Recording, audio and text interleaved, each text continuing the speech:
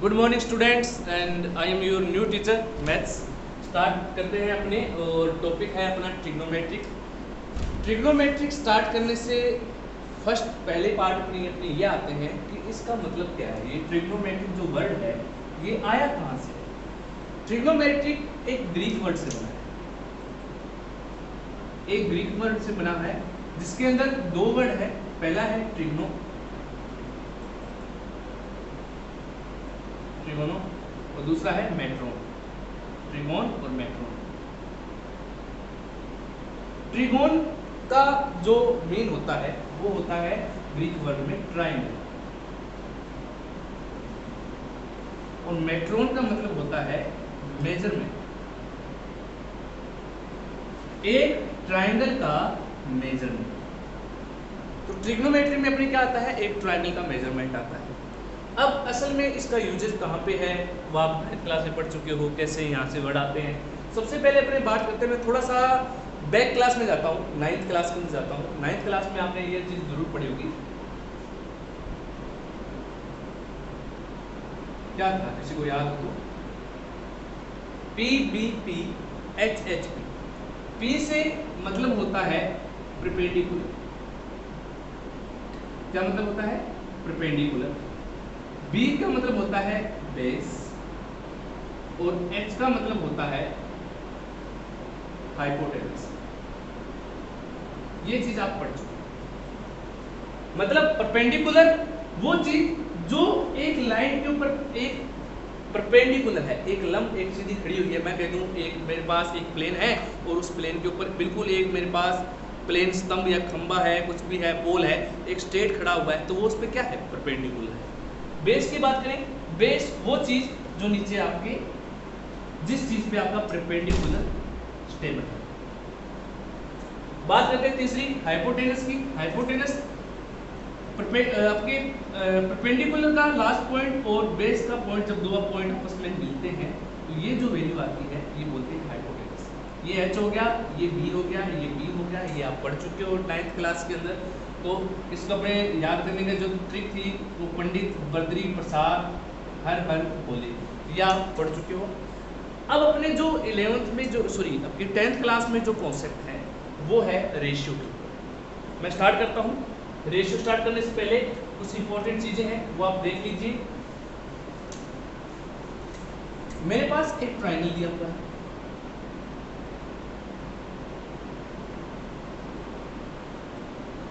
ABC। इस ट्रायंगल के अंदर मेरे पास यहाँ पे एक एंगल है थीटा। ये मेरा एंगल है थीटा। सबसे पहले मैं बात करता हूँ साइन थीटा इक्वल क्या होता है। साइन थीटा इक्वल, अगर मैं इस चीज की बात करूं तो मैं ये पढ़ चुका हूं, तो यहाँ पे आता है sine theta, cos theta, tan theta, cot theta, sec theta और ये कोसेक थीटा। ये चीज आप पढ़ चुके हैं। अब मुझे ये बताओ कि साइन थीटा इक्वल टू होता है P अपॉन में H। Sine theta equal to क्या होता है, P अपॉन में H। P क्या है? P होता है परपेंडिकुलर। H क्या होता है? हाइपोटेनस। अब मैं बात करूं तो इस चीज के अंदर परपेंडिकुलर कौन सा है? परपेंडिकुलर चीज में क्या है? ये परपेंडिकुलर है, ये बेस है, ये हाइपोटेनस है। अब मेरे को बात करते हैं रेशियो की। जब रेशियो की बात आती है ना तो अब मैं साइन थीटा का रेशियो निकालूंगा तो रेशियो क्या हो गया, P अपॉन में H। मैं इस चीज को ऐसे लिखूं 5 अपॉन में 3, तो ये रेशियो ही तो है 5:3। तो P अपॉन में H ये रेशियो है। अब P अपॉन में H रेशियो क्या बनेगा? P की वैल्यू क्या है? P किसकी वैल्यू है? AB। P क्या है यहाँ पे? AB। और हाइपोटेनस की वैल्यू क्या है यहाँ पर? AC। तो ये रेशियो होगा किसका? Sine theta. तो साइन थीटा का रेशियो क्या बन गया? AB अपॉन में AC। केवल इसके बेसिस पे ये जो आपको एक फार्मूला देता है PBP HH। अब मैं आपको एक इंपॉर्टेंट चीज बताने वाला हूँ। क्वेश्चन सेम, मैं इसी सेम क्वेश्चन को चेंज कर रहा हूँ। मैंने एंगल को मैंने यहाँ से रिमूव कर दिया। मैंने एंगल को क्या कर दिया? यहाँ से रिमूव कर दिया और मैंने एंगल यहाँ पे बना दिया थीटा। मैंने एंगल कहाँ पे बना दिया? इस पोजीशन पे मेरा ये एंगल शो हो रहा है थीटा ए पे। अब एक चीज को ध्यान सुनना, जिस एंगल पे थीटा होता है ना, जिस एंगल उसके जस्ट सामने वाली लाइन उसके जस्ट सामने वाली लाइन हमेशा क्या कहलाती है, या मैं कह दूं एंगल के जस्ट सामने वाली लाइन हमेशा परपेंडिकुलर होती है। क्या होती है? परपेंडिकुलर होती है। अब ये थीटा है तो इसके जस्ट सामने वाली लाइन कौन सी है? ये सी। तो अब मेरा परपेंडिकुलर क्या हो गया? ये पी। ये तो आपका हाइपोटेंशन रहेगा ही। ये क्या बन गया? ये पी हो गया, ये हो गया, तो ये क्या हो गया? एस। मतलब अगर मैं थीटा यहाँ पे है ना, तो इसको, इस डायग्राम को मैं ऐसे कर लेता हूँ। मैंने इस डायग्राम को ऐसे कर दिया, ऐसे कर दिया तो मतलब मेरा बी ये है, सॉरी बी ये है, सी ये है और ए ये है। अब मेरा ए बी था वो यहाँ पे आ गया, बी यहाँ पे आ गया और सी। अब मेरा एंगल कौन सा है? थीटा। ये तो मेरा परपेंडिकुलर कौन सा हो गया? ये चीज बी सी। बी सी मेरा परपेंडिकुलर हो गया। मतलब जिस ट्राइंगल के अंदर आपका जो एक एंगल दिया हुआ है, मेरा एंगल कौन सा है? एंगल ए है। तो एंगल ए के according to angle A, according to angle A, sine theta क्या हो जाएगा? Because sine theta is ratio P upon में एच। पी अपॉन में एच, वैल्यू ऑफ पी क्या होगी? B C and S. अब मेरी वैल्यू, दोनों वैल्यू क्या हो गई? चेंज। यहाँ पे देखो, जब मैंने एंगल क्या लिया था? जब मैंने एंगल थीटा लिया था, जब मेरे पास ये एंगल नहीं था, जब मेरे पास ये एंगल नहीं था, ये थीटा था, तो मेरे परपेंडिकुलर क्या था? ये। यहाँ पे ये परपेंडिकुलर था, ये आपका बी था और ये आपका एस था। अब मैंने अपना एंगल चेंज कर दिया, मैंने एंगल कहाँ पे ले लिया? यहाँ पे। अब मेरा परपेंडिकुलर क्या हो गया? BC अपॉन में AC। मतलब एक ट्रायंगल का परपेंडिकुलर एंगल पे डिपेंड करता है। ये नहीं है कि सर कुछ स्टूडेंट कहते हैं सर ये भी तो 90 का एंगल है। नहीं, इस एंगल को कभी नहीं काउंट करेंगे। 90 एंगल एक सिर्फ परपेंडिकुलर को डिपेंड करता है कि जहाँ पे 90 का एंगल बनेगा वो परपेंडिकुलर बनेगा। परपेंडिकुलर ये भी बन रहा है, ये भी बन रहा है, लेकिन कौन सा परपेंडिकुलर लेंगे वो उसके लिए अपने इस एंगल पे डिपेंड रहते हैं, या तो इस एंगल पे या इस एंगल पे। तो ये वैल्यू जो आएगी वो आपकी आएगी रेशियो के अंदर। अब आपने 9th क्लास में ये चीज पढ़ी हुई है कि 9th क्लास के अंदर के जितने भी रेशियो थे अपने, उनकी कुछ ना कुछ वैल्यू थी। जैसे मैं इस क्वेश्चन को मैं एक बार थोड़ा सा रफ करके यहाँ पे दोबारा रिपीट कर रहा हूँ।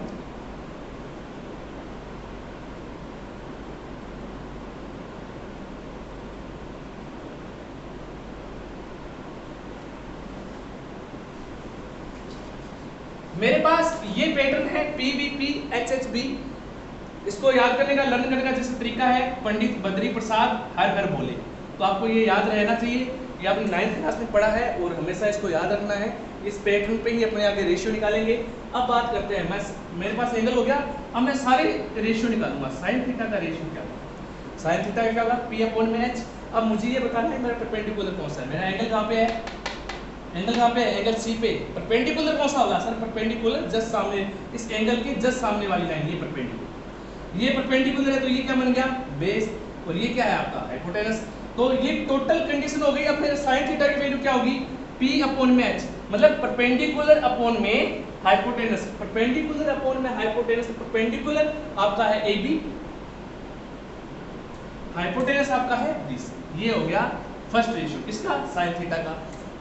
इसके अकॉर्डिंग अगर मैं cos थीटा फाइंड करता हूं, cos थीटा की वैल्यू B अपॉन में H। B अपॉन में H की बात करूं तो B अपॉन में H, B क्या होगा मेरा यहाँ पे? AC। H की वैल्यू क्या आएगी? BC।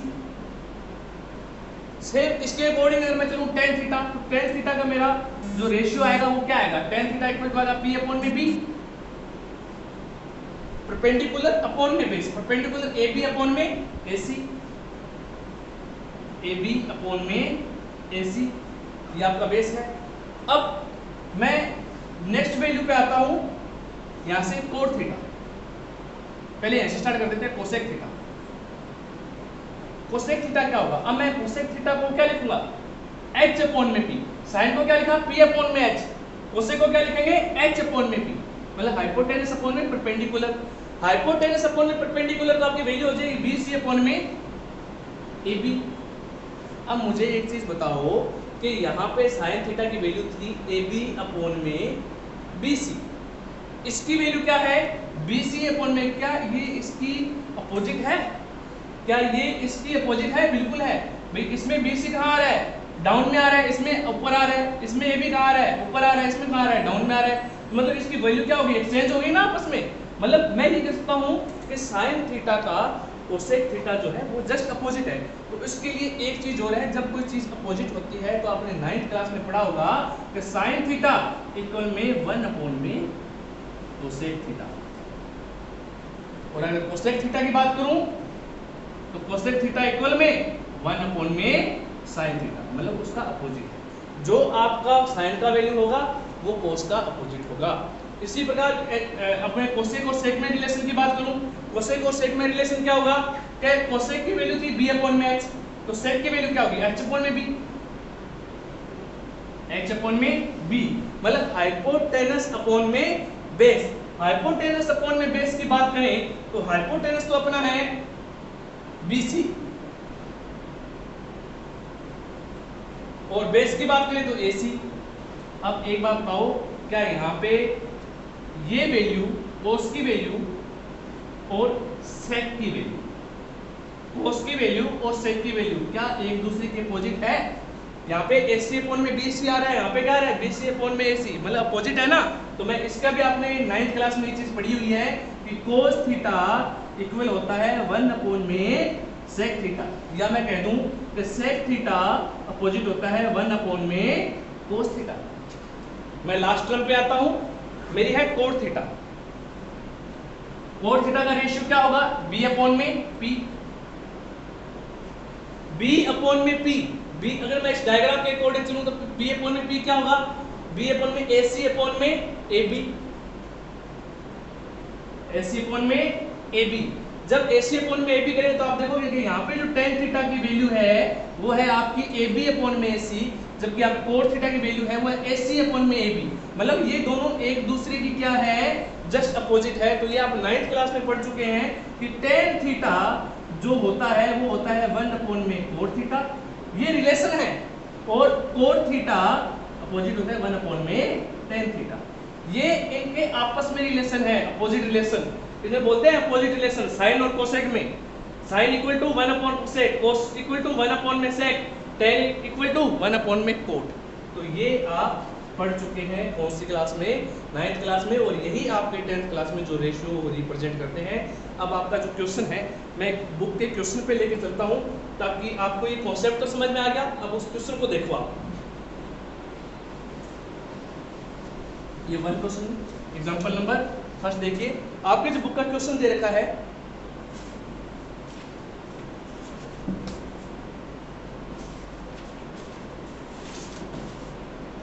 आपके पास ये बुक का क्वेश्चन है, a इक्वल टू आपको वैल्यू दे रखी है 4 tan a, tan a equal to value दे रखी है आपको 4 अपॉन में 3, given tan a equal to 4, find the other triangle ratio. मेरे को दूसरे ट्रायंगल रेशियो फाइंड करनी है, तो 4 अपॉन में 3, तो मैं इसके लिए सबसे पहले एक ट्रायंगल बनाऊंगा। अच्छा मुझे ये बताओ, जब अपने PBP HB जब ये रिलेशन करते हैं तो इसमें से tan की वैल्यू कौन सी है? सर tan की वैल्यू तो ये वाली है, ये tan की वैल्यू है ना।